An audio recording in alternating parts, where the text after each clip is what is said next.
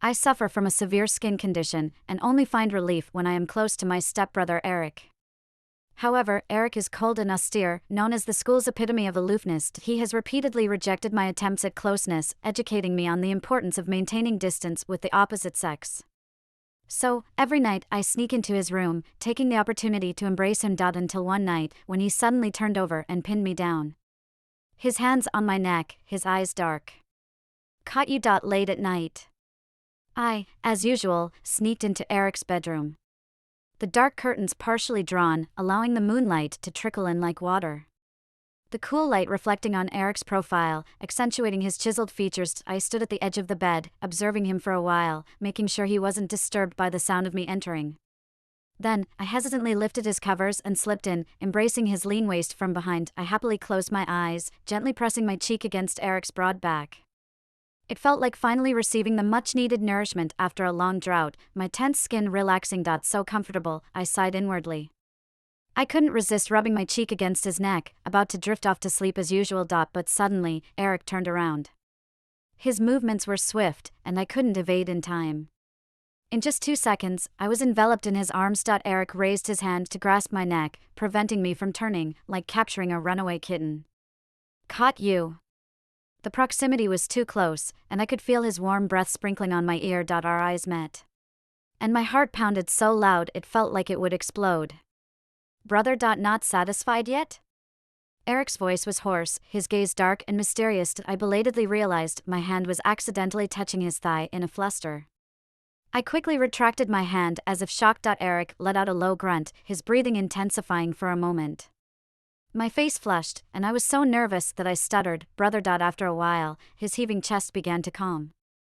Eric finally responded with a faint mem, lowering his eyes to look at me calmly. With his standard cold and emotionless eyes, his demeanor inherently carried a sense of detachment. At that moment, with his eyelids pressed down, the oppressive feeling was overwhelming. I was sleepwalking. I forced a stiff smile, finding it hard to even breathe. Joy, continue pretending. Eric tugged at his lips, appearing somewhat indifferent. The lie was ruthlessly exposed. I pursed my lips, unable to meet his gaze, and humbly acknowledged, brother, I was wrong. Please don't make me repeat this. I didn't have the courage to argue further and promptly got out of bed to leave. Wait. What's wrong? I stood still, feeling guilty. Eric's face turned cold as he picked up his slippers from the floor. He kneeled, holding my ankle, helping me put on my shoes. I realized my haste had made me forget to wear them. I watched Eric's gentle gesture, feeling a subtle itch arising from his touch earlier. Involuntarily, I whispered, brother, will you lock the door tomorrow? He stepped back a few paces with a more unpleasant expression on his face. Joy. I'm your brother. The feeling of shame surged within me. I couldn't utter a response, fleeing in embarrassment. But the next night, unable to sleep, I came out to get some water. Passing by Eric's room, I found myself instinctively holding onto the door handle. Creak. The door was unlocked. I stood frozen in place. Eric probably just forgot. I reassured myself that I suffer from a severe skin condition and only find relief when I am close to Eric. However, he is cold and aloof, famously known as the epitome of aloofness at school.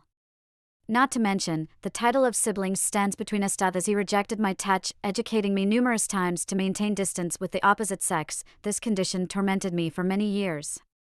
I faced countless stares and rumors, feeling like a knife stuck in my heart, tearing me apart. After moving to a new school with my stepmother, I kept this secret tightly guarded. I haven't told anyone, including Eric, so after he caught me, I couldn't bring myself to approach him. Perhaps Eric completely regarded me as a perverted sister who coveted her brother, hence maintaining maximum distance from me. A week later, my desire for embraces reached its threshold. Under the scorching sun during PE class, the parched restlessness in my body intensified, feeling like a myriad of ants gnawing all over me. Like a stranded fish, I breathed heavily, my chest heaving dramatically. And then, Eric appeared in my view at that moment, walking out of the court with a basketball in hand. Instantly, craving broke free like a drug addict in withdrawal. Unable to endure it any longer, I rushed towards him. But in my haste, I tripped and fell to the ground. Are you okay? Peter rushed over, extending a hand towards me. I couldn't help but grip it tightly, seeking solace. The restlessness in my body cells quieted a bit, though the effect wasn't as pronounced as when I was close to Eric. Contact with others could alleviate my condition slightly. My mind was clouded, unaware that I was standing too close to him. Are you feeling unwell?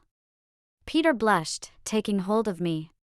Startled, I apologized. I am sorry, I didn't mean to get too close. It's okay, I can see you're just feeling weak and unsteady.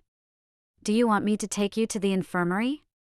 Peter smiled brightly, sheepishly running a hand through his crew cut. No, I need to go pick up my badminton racket. Afraid of inadvertently making an offensive move, I quickly made up an excuse and hurried towards the equipment room. Joy, you'll be fine. Endure this phase, and things will get better. Push yourself, stay alone. Yes, staying alone will prevent any mistakes. I mumbled to myself to boost my spirits. Who knew? As soon as I entered the equipment room, a strong force pulled me into an embrace. With his eyes reddening, Eric pressed me into a dim corner, catching me off guard. Before I could even scream, he covered my mouth. Brother. Joy, you initiated holding his hand just now. No, it was an accident. I saw everything. My voice trembled, unsure how to explain. Eric's eyes were inscrutable, swirling with emotions I couldn't decipher. Just when I thought he was going to lecture me once again about maintaining distance with the opposite sex, he smoothly removed his t-shirt, revealing his defined abs. Then, he lifted my arm, wrapping it around his neck, pressing me tightly against him. My blood boiled, and my breath quickened. Brother. Yes, I'm here. Eric controlled my hand to trace down his abs repeatedly. His voice was low and alluring. Why didn't you come in when you knew I hadn't locked the door that night? He discovered that night when I trespassed once again, sneaking into his room despite being caught earlier. Brother, I didn't know it was your room. I must have sleepwalked into another room. Yes, I woke up in the study room this morning. I could only offer a feeble explanation. It's not possible, Eric answered decisively. I blinked slowly, trying to understand his implications. Then, my mind exploded with fireworks, leaving me blank. The dynamics between Eric and me became subtly different. Stimulated by the incident where I held hands with Peter, he no longer resisted my touch. He even embraced me willingly when I sneaked into his bed. My condition stabilized, answers on the verge of revelation. However, Eric refrained from disclosing anything, perhaps waiting for a more suitable moment. I lacked the courage to inquire, fearing to turn into a clown with misinterpreted intentions. Thanks to Eric's regular embraces, my condition improved at school. At the sports event, I rarely signed up to participate, volunteering for logistic support in our class. Wearing his red and black jersey, Peter jogged over and took a case of mineral water from my hands. Unable to resist him, I walked towards the field with him. Peter agilely adjusted the position of the box in his hands, turning to face me, and began walking backward. Hey, be careful, walking like this might make you trip. It's okay, I like walking like this. He stared straight into my eyes, shining with a gleam. Joy, will you come watch the basketball game between the classes in the afternoon? Yes, our teacher specifically instructed me to deliver sports drinks for you guys. I gestured a thumbs up to him. Alright, then I'll make sure our class wins a gold medal. Peter was a player in the city's youth basketball team, his skill almost overpowering the opponents. The curve of his lips shot up with excitement, unable to contain his joy. Yeah, I believe in you. His infectious smile made me involuntarily curve my eyes and brows. Peter stared at me blankly for a few seconds, seeming dazed. And in the next moment, he missed a step and fell backward. Be careful. I instinctively tried to pull him, but due to insufficient strength, he dragged me down instead. My balance was lost. Terrified, I forgot to scream, tightly shutting my eyes. Just when I thought I was about to hit the ground, a strong pair of hands grabbed my waist. I opened my eyes in panic to meet Eric's intense gaze. Holding me by the waist, he lifted me back onto the platform in the corner. Wow, Eric is so skilled. What's going on here? I didn't even see clearly. How did you end up there? Yeah. Weren't you just next to us a moment ago? A voice of amazement echoed above our heads. Several male students who were leaning on the railing looked down. They were Eric's classmates. Eric is a year ahead of me, and his classroom is upstairs. Joy, I'm glad you're okay. Peter stood up, clutching his buttocks in pain. You should go to the medical room to get checked. We still have a game in the afternoon. I'll clean up here, I said as I quickly walked down the steps to pick up the scattered water bottles. All right. Mentioning the game, Peter didn't refuse this time and handed me the bottle he was holding. Just as I was about to take it, Eric's hand, sharp and defined, beat me to it. He stood in front of me, took the water bottle, and nodded slightly towards Peter. Thanks, bro. Eric's words drew an invisible boundary, marking him as an outsider. Do you know each other, Joy? Peter's face changed as he looked past him towards me. He's my brother. We've been childhood friends. Eric interrupted me, smoothly tucking my stray hair behind my ear. He wasn't wrong in saying that, but for some reason, it felt strange. The atmosphere suddenly felt odd. Eric's aura is too low. I urged Peter to leave quickly. Hurry up and get yourself checked. He can help me here. All right, we'll clean up together quickly. Eric's classmates echoed as they went downstairs. Peter hesitated, but eventually left.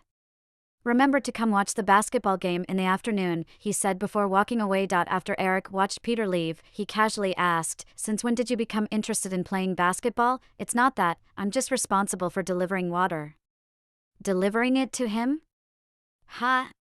The guy who almost made you stumble just now. His tone was slightly heavy on the words. Oh, I deliver to the whole class. He's the captain of our class basketball team, so it's my duty to deliver to him as well, I explained, trying to be polite. When the topic suddenly shifted, I was taken aback. Before I could fully process it, there was a chorus of astonished questions. Eric?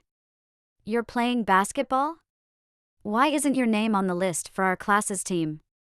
Weren't you complaining about sweating a lot while playing and making a fuss about it? Wasn't it because of this reason, didn't our teacher ask you to go, and you haven't participated in the past 2 years? When you go to the store, a group of girls follow you. When did you become like this? Eric forced a smile, raised an eyebrow at Peter, and said, I'll take care of it, pointing at the water bottle in my hand before Peter could. I was just thinking of playing. I'll be on the court in the afternoon, he added. Nobody gave me water. His swift change of topic left me momentarily stupefied, as a wave of shocked questions filled my ears. Wow, you're playing now? I didn't even know you were good at basketball. You even beat Peter, with such a fierce playstyle. Oh my god, that long-range three-pointer. Who provoked him, with that reckless playstyle? Who can stop him? It's the first time I've seen our school's flower play with such fierceness. As Peter gasped for breath, looking at Eric with a touch of regret, Eric lightly brushed his lips, lifted his jersey to wipe off the sweat, his toned abdominal muscles tense, revealing a glimpse of his slim waist. The combination of his clean and sharp appearance and his powerful physique made him incredibly handsome. A few girls blushed and couldn't help sneaking glances at him. I couldn't help but think of the firm touch of Eric's abs, which ignited a strange sensation in me. I lost, sorry, Peter said, walking towards me. It's okay. Third place is still great, I said, feeling a mix of emotions. I should be happy that Eric's team won, but our class losing made it hard for me to feel that way. Peter had played his heart out on the court, and I couldn't help but feel sorry for him. Peter wiped his neck with a towel and looked at the drink in my hand. Is this for me? He asked. Oh, yeah, I said, meeting his disappointed gaze, unable to refuse him. The drink was meant for Eric, but before I could give it to him, Peter had asked for it. Peter was already a handsome athlete, and his success in the basketball team competitions had made him quite popular at school. As Peter walked past the class supplies station towards me, drawing attention from the surrounding students, I felt a bit uncomfortable, thinking I needed to hurry to the store to buy Eric another bottle of water. Just as I worried that Eric might misunderstand, I received a message from him. Locker room number 2. It was just those 5 words, short and to the point. My heart clenched. Oh no, he must have seen us. I quickly walked towards the second floor of the sports hall, with most of the team already gone. The floor seemed empty. This was my first time going into a locker room, so I hesitated as I prepared to knock on the door. Before I could raise my hand, I was pulled inside. The door was locked. Eric pressed me against the door panel, kissing me gently. Biting my earlobe, he whispered, "Where's my water?" Peter just asked for it, and he's our class athlete, so I gave it to him first. Eric let out a cold laugh, his tone laced with danger. I want to drink it now. Eric had just played a game and was thirsty. He had refused all other offers of water while waiting for hers. But now here she was, standing there showing concern for other boys. But there's no water now. I looked at him, racking my brain for a solution. Then drink something else. Like alcohol. With that, Eric leaned in and kissed the spot where my dimple was located, as if trying to extract alcohol from within me. His kiss made my legs weak, and I almost lost my balance. Joy, are you in there? You dropped your phone, Peter's voice interrupted us. As the door knocked, I pushed Eric away, fearing how I would explain this if someone caught us. Brother, Eric's eyes darkened, whispering softly. Make him leave. Bro. I protested. It's impolite to do this. Fine, then let him hear. Eric held me by the waist, kissing me more aggressively. I clenched my fists, trying to suppress any sound. But Eric seemed to enjoy testing me. Oh, did I see wrong? I swear I saw her coming this way. It wasn't until Peter mumbled and walked away that I couldn't hold back a sob. Dazed, I gasped for air. Eric finally released my lips, his smile both charming and dark. What are you hiding from? Bro, I can't do this anymore. I surrender. I raised my hands in a gesture of defeat, looking pitifully at him. Well then, I declare Joy as the champion of this competition, Eric announced. Next, please welcome Joy to receive her prize. Eric. It's me who surrenders, him who's admitting defeat, Eric chuckled with a touch of seriousness. Then he took off the personal gold medal from his own neck and hung it around mine, before pulling me into his arms. The distance between us vanished once again, and his youthful scented kiss landed on my forehead. After the sports meet, Eric and I were selected to participate in the national math competition. Since Eric had another programming competition to attend, I returned to school first with the team teacher. After a week of enclosed training, I found out that rumors about me had been circulating around the school. During the sports meet, students were allowed to bring their phones, and someone captured footage of me handing water to Peter and leaving the changing room with Eric. They were both the school's prominent figures. Suddenly, I became the scheming girl whom everyone thought was trying to have both Peter and Eric. The confession wall at school was filled with posts cursing me. I heard she transferred to our school because of her loose behavior. I went to her previous school to ask around, and her classmates said she seemed to have some strange illness. She couldn't live without a man, she was shameless and thirsty. Maybe she had some kind of nasty disease. How dare she? Flirting with the two big shots in our school and not looking at herself. Sitting at my desk, I listened to the whispers around me, feeling a chill run down my spine. Unconsciously, I scratched my skin, my face turning pale. The feeling of falling into an abyss haunted me like a ghost. When I had a sudden attack before, I hugged a female classmate in our class abruptly, which scared her. Afterwards, I apologized to her repeatedly and explained my condition sincerely. But for some reason, my skin condition was twisted into a sexual thirst that I couldn't control, thirsting for even female students. The rumors covered me like an inescapable plaster, sticking tightly to me. People didn't care about my explanations or the truth. They immersed themselves in the pleasure of curiosity, celebrating the birth of new scandals, and then rushed to hunt me down in the guise of justice to prove their nobility. The rumors fell upon me like an invisible mountain, crushing me to the point where I couldn't breathe. When my desk mate entered and saw me sitting there, she immediately picked up her desk and left with a disgusted look. Don't spread the disease to me, I'd rather sit next to the teacher's desk than with you, she said. My explanation got stuck in my throat, and my nose felt sour. The torment through verbal attacks finally ended when the bell for class rang. The teacher walked in, looking surprised at my desk mate.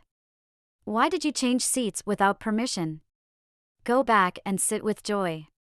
My desk mate glared at me and sat back reluctantly. Teacher, I don't want to sit with her. We stood there in a stalemate for a while. The Chinese teacher probably thought it was just a normal conflict between students and eventually relented. Students should get along well with each other. If there's a misunderstanding, you can come and talk to the teacher. But the sight of you sitting there, Joy, all alone, makes the entire room look bad. How about someone who's willing to swap seats with Mary and become Joy's new desk mate? The class fell silent. I sat there awkwardly, my eyes red with embarrassment. The few seconds that followed felt like an eternity. I took deep breaths one after another, digging my nails into my flesh. Teacher, I want to be by myself. Teacher, I really want to be Joy's desk mate. Peter, slinging his bag over one shoulder, placed his desk heavily beside mine. He smiled brightly, raising his voice a notch. You can't, you're so noisy, don't disturb Joy's study, the teacher scolded him. Please, teacher, I've wanted to be Joy's desk mate for a long time. Please, you can't hinder my progress, he imitated a little girl's tone intentionally, making the teacher laugh. All right, just behave. If you don't make progress in the next monthly exam, you go back to the last row. I promised to complete the task. Peter saluted the teacher and flashed a big grin, and the teacher began the class. Peter nudged me with his elbow, whispering softly, I was just slow in putting away my textbooks earlier. I should have raised my hand earlier. He rescued me from the embarrassing situation, fretting that his few seconds of delay might upset me. I fought back the tears welling in my eyes. Thank you. Don't cry, please. Please, don't cry. Peter fidgeted awkwardly with his bag, pulling out a napkin with a cute puppy pattern and handing it to me. Our fingertips unavoidably touched each other, and Peter drew back as if shocked. I nodded, holding the soft tissue without noticing the redness creeping up on his ears. Peter prepared for the college entrance exam as a student athlete, so he always went for training during night study sessions. As soon as he left, a few girls surrounded me. You're quite something, getting Peter all worked up like that even with all these rumors circulating. Oh, what are you eating? Don't tell me it's some nasty disease. Ha ha ha, why are you grabbing that? Looks like I hit the nail on the head, huh? She snatched my medicine bottle and playfully tossed it back and forth in front of me. My original family was a mess. My father cheated, and my mother went hysterical, becoming almost like a lunatic. One busy trying to break free, the other busy washing her face with tears. I became a child no one cared for. One time my mom locked me alone in the house when I was 8, busy trying to catch my father cheating. When she remembered to come back, I was so hungry that I ate a rotten apple core from the trash can. Growing up devoid of love made me extremely sensitive, insecure, and even suffering from a skin thirst condition. When I realized something was wrong with me and told my mom, she just thought I was deranged and absurd for not wanting to take me to see a doctor. In the end, I searched for this disease name on my phone according to the symptoms. After my mother remarried, although Eric always wore a stern face and seemed unapproachable, he was exceptionally considerate towards me in his actions. When I had my periods, even though he was nervous to the point of shaking, he spent a whole night researching how to teach me to use sanitary pads. My mom didn't buy me study materials, but he gave me all his pocket money to use. He always lectured me to keep my distance from him, yet he subconsciously held my hand when we crossed the road. I felt love for the first time. I think this was the reason he could alleviate my condition. Because of him, the usually passive me developed a desire to be cured. So I stayed up late, selling my study notes to the next batch. Secretly saving money to buy medicine, I hoped that one day I would be able to appear healthy in front of him. But now everything seemed to be ruined. Tears rolled down in big drops. I couldn't stop thinking. When Eric comes back and sees me in such a miserable state, will he also despise me, give it back to me? I reached out to snatch it, but once again missed. And in the strong emotional stimulation, the emptiness within me became even more ferocious. Anxiety spread, my heart pounding rapidly. Haha, I won't give it back to you. What can you do about it? Go complain to Peter, she said. Look at her, she looks like she's about to faint. Hey, stop pretending. No men here, what are you pretending to be soft for? Give it back to me, I really don't feel well, I'm not pretending. I struggled to stand while leaning against the table's edge. Oh, sorry, it slipped. Amidst a burst of laughter, the medicine bottle was smashed into the trash can. I stood there in despair, trembling all over. Anger mixed with helplessness, and my brain flashed with dizziness. My skin, already scratched all over, was bleeding. Just as I was about to give in, the classroom suddenly plunged into darkness. The entire building went dark. What's happening? Power outage? Oh, what's going on? Turn on the lights, why isn't it responding? Amidst the chaos, I fell into a dry, warm embrace. The scent of lemon shower gel filled my nostrils, soothing my restless and panicked heart instantly. Eric held me tightly, and I felt his hands on my back trembling. Eric, why did you come back early? I reddened my eyes once again, my voice trembling. It felt like falling into a safe zone, slowly easing the taut nerves that were on the verge of snapping. I didn't come back, who will be your antidote? My breath hitched, my heart suspended. You already know? Joy, sorry, I couldn't find out earlier. It's my fault for not doing well enough that made you unable to speak. His voice was unsteady, holding me tighter. No, it's not, I hurriedly denied. It was precisely because he was too good that I didn't have the courage to face even a 1 in a million chance of losing him. Joy, I don't mind your condition. In fact, I am honored to be your antidote. The passionate heartbeat of youth pounded against my chest. He must have rushed back all the way, steam rising off him from the post-exercise heat. In the darkness, I melted under his body warmth. Amidst the teacher's scolding, the noisy crowd finally quieted down. The lights came back on. The girls around me were astonished, looking at Eric standing next to me. Eric, when were you here? Eric looked disdainfully at her with cold eyes, his tone mocking. What, do I need to report to you where I am? Realizing her mistake, she quickly corrected herself. No, of course not. I just wanted to remind you, Joy.